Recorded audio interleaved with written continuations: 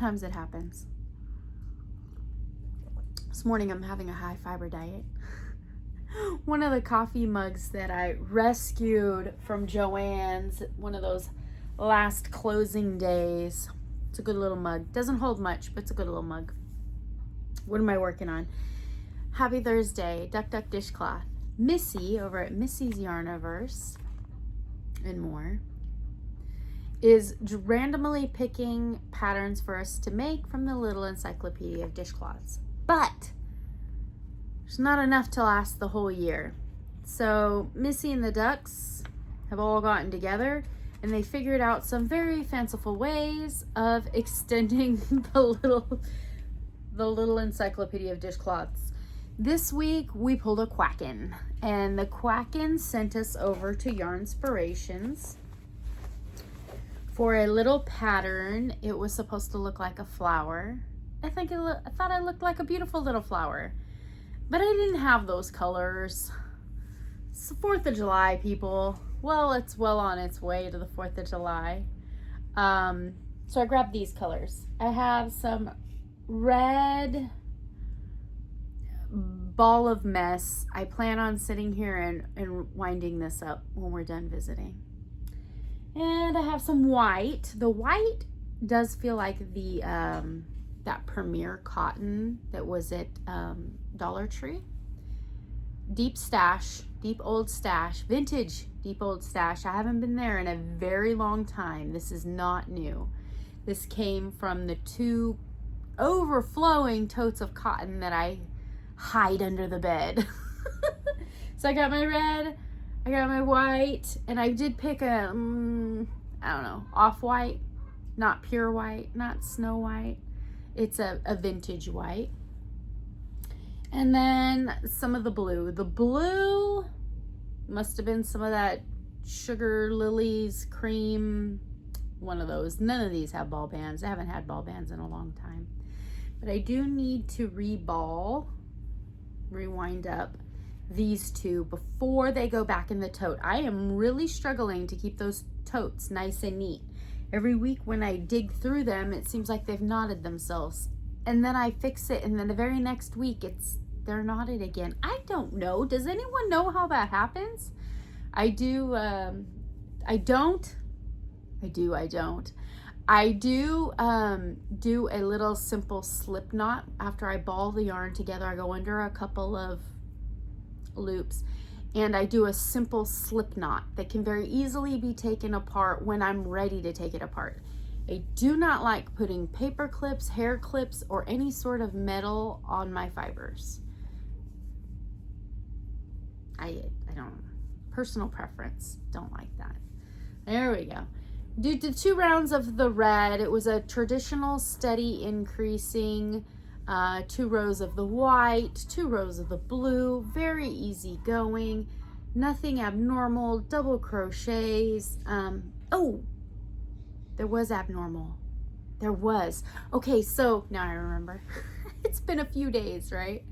When we got to this white row, we did 2 in each one all the way around again. And I was really worried. I was afraid that it was gonna pucker. But then I realized it started out with a non-traditional amount of double crochets starting in the middle, so that kind of balanced that out. And it's nice and flat, it's perfect.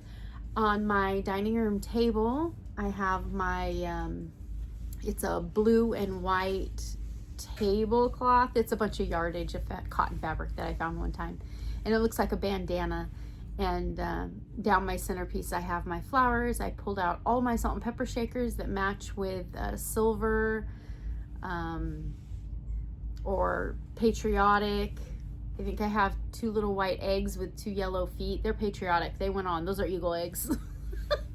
I have a deviled egg dish that is very patriotic. It has eagles and shields on it, and so that's a bit of a centerpiece. And I put this in the middle of that egg platter. You know what? I'm gonna go in the kitchen. I'm gonna take a picture for you. How's that?